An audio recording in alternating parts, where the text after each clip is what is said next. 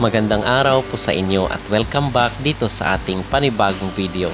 At atin pong pag-uusapan itong naging mensahe ni Ketut dito kay CJ Opiasa sa kanyang coronation bilang Miss Grand International 2024. At yung, di ba napag-usapan natin yung pambabatikos niya, buwelta niya dito kay Mr. Nawat matapos yung mga below the belt at talagang out of this world na mga pambubuli dito kay Miss India, kay Rachel. So nagsabi siya against doon sa mga pahayag ni Mr. Nawat. And ngayon ay nagbigay rin po siya ng mensahe dito kay CJ Opiasa. Pero bago ang lahat ay huwag kalimutang mag-like at mag-subscribe na rin kayo para updated kayo sa ating mga latest issue.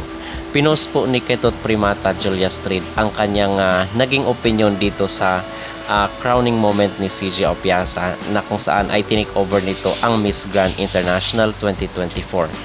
So congratulations to CJ Opiasa. Her win may be surrounded by noise, but that doesn't make it any less valid. She stepped into a hard-earned and well-deserved role with strength, and no one should take that away from her. She is not responsible for the words or actions of the organization's leadership, and she should not be blamed or dragged through the controversy.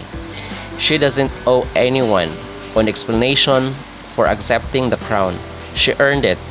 Her achievement stands on its own, and she deserves to be seen for who she is, not overshadowed by someone else's actions. At yun ang naging pahayag ni Ketut dito kay CJ Opiasa sa pag-takeover nito ng crown ng Miss Grand International.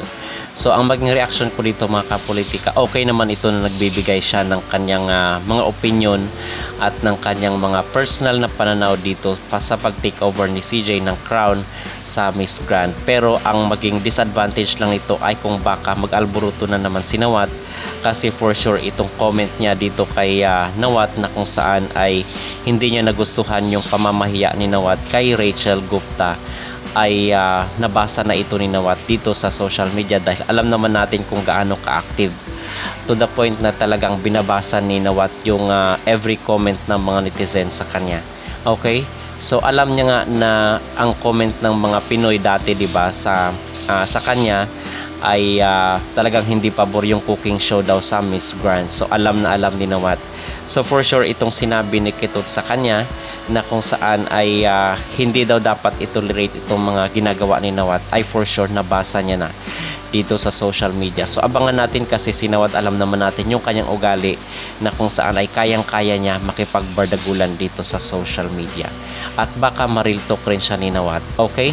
So ano ang inyong maging reaction dito mga kapolitika na kung saan ay nag-react itong si Ketut at na-appreciate niya, na-acknowledge niya, na-recognize niya itong si CJ Opiasa na she thinks she deserves the crown.